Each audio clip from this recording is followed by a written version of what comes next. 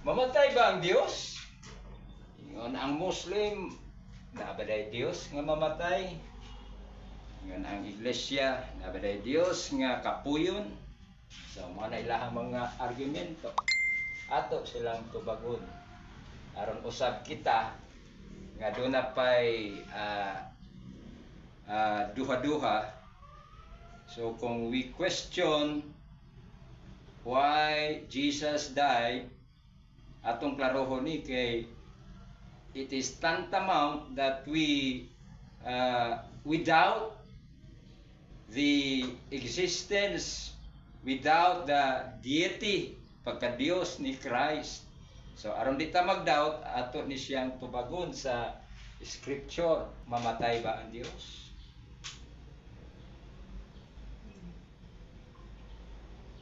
Unsa ang Dios? Holy, eternal. So, eternal, walay sunugdanan, walay katapusan. So, the word nga mamatay ba ang Dios? Dili, eternal siya. Karon kay si Jesus Christ, Dios. Aw ha? Ang Dios dili mamatay. Kay Dios siya. Spirit po siya. Si Jesus Christ, atong natun-an, nga spirit po siya. Dios po siya. Nisulod sa kalibutan, sa material world, yandaman o material body. Unya, ang iyang material body nag-interact sa material world. Unya, iyang material body gidakop ug sumala sa propesiya, dakpon siya, dagmalan siya o pagapatyon siya. Gilansang sa cross. Unya dito sa cross, ingon siya, Father, into thy hands I commend my spirit. Ug niyuko siya, namatay siya. Namatay si Jesus. Kung si Jesus God, ug si Jesus namatay sa cross, doon na ba di ay God nga mamatay? Pangutana ron. Saglo. God si Jesus, dili? God. Namatay si Jesus, wa? Namatay siya. Kung God si Jesus, namatay si Jesus, naa ba di God nga mamatay?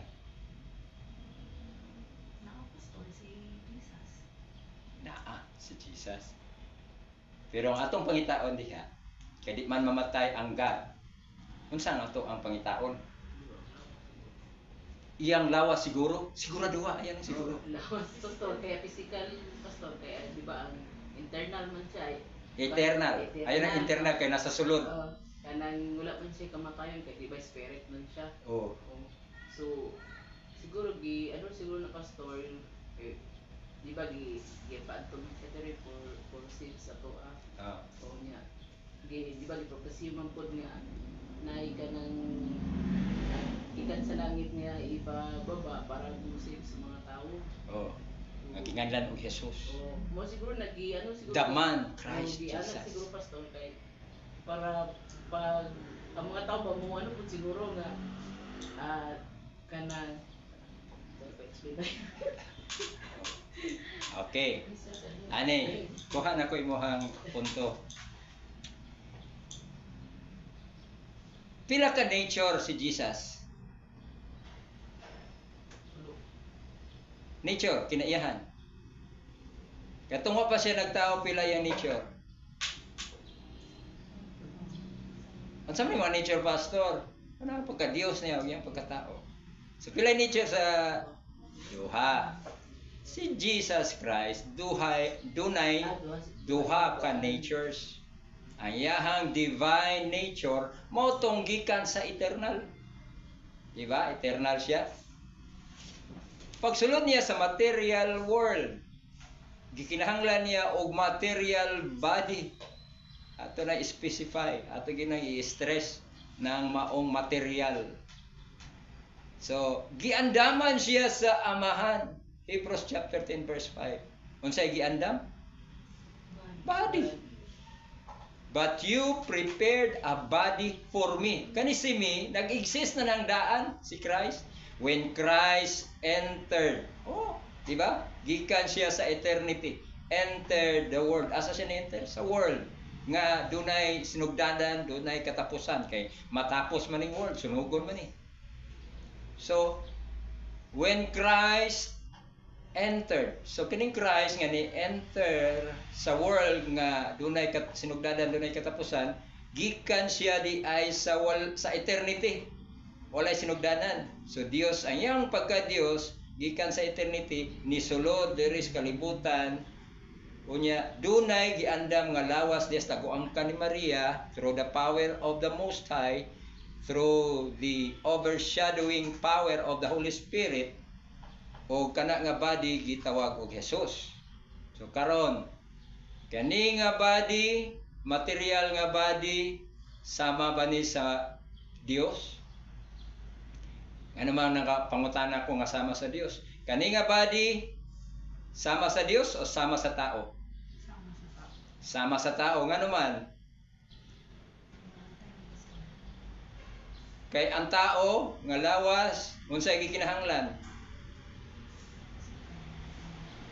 Kinahanglan niya og aron mabuhi. Material, food.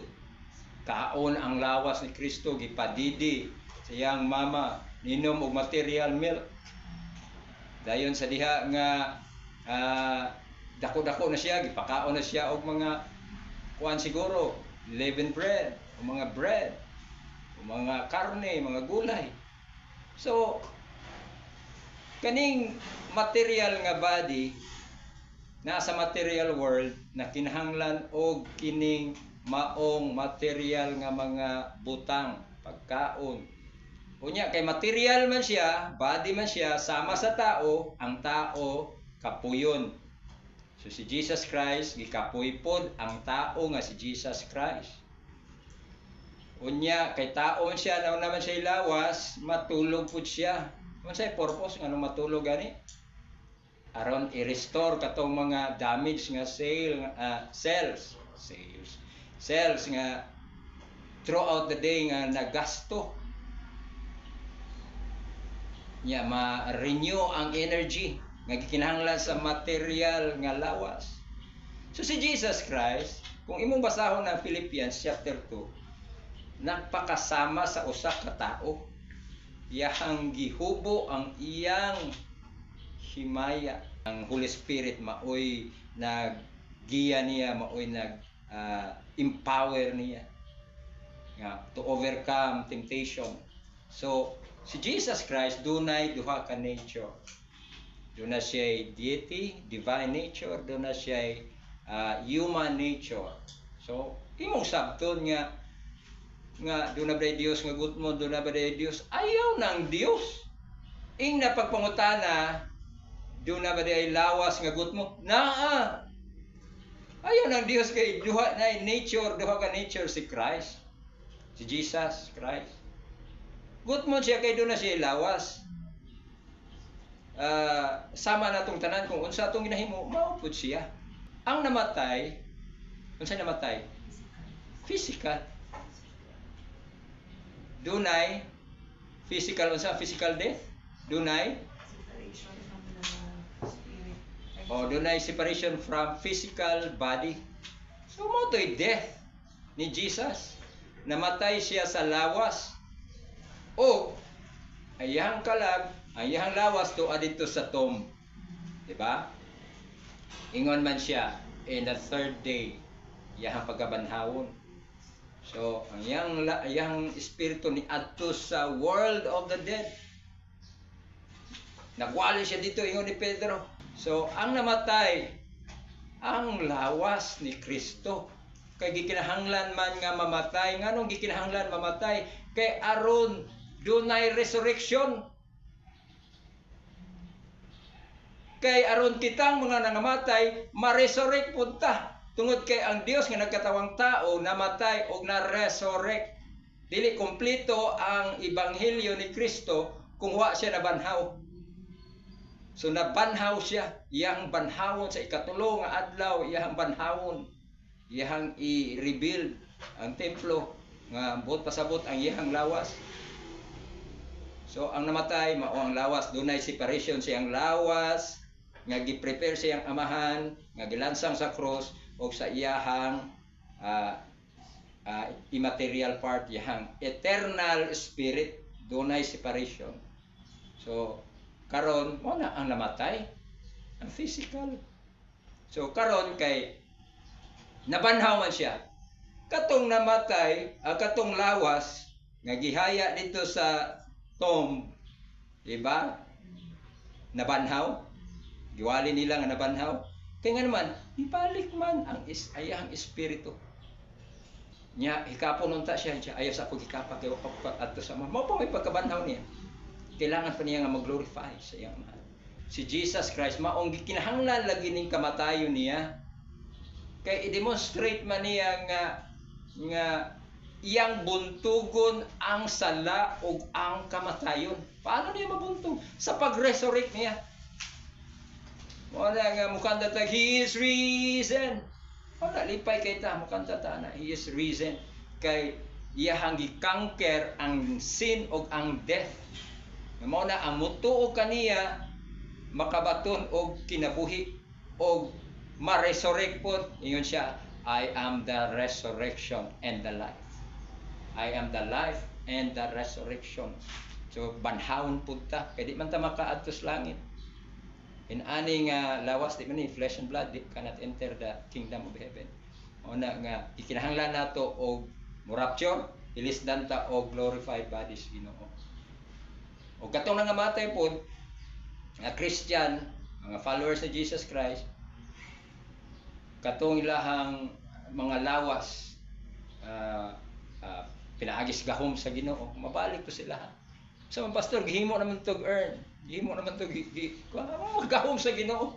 Ayaw ilimit ang imong kaugalingon sa gahom sa Ginoo. Ayaw limitahi ang gahom sa Ginoo. Himo magani niya kalibutan kana pang imong earn niya nakatag naman to naman dito kaya nila pabalikon. Tagan niya katong alawas mahimo na tong glorified body. Unsay namatay physical. Do na ba Dios ka mamatay? Wala. Unsa may namatay? Kay namatay man si Jesus. Ang iyang physical body. Kay gikinahanglan nga mamatay gyud siya. Kay aron i-demonstrate niya nga pwede di ay niyang daugon ang sala ug ang kamatayon. O sa dihang gidaog na niya ang sala ug ang kamatayon, ikaw karon nga mutuo kaniya makabaton og kinabuhing dayon. Mamatay man ka, i-resurrect ka. Kay ang first fruit nga si Jesus Christ na buhi. O nang kitang tanan nga mutuo kaniya, adunay kinabuhing dayon. Amen.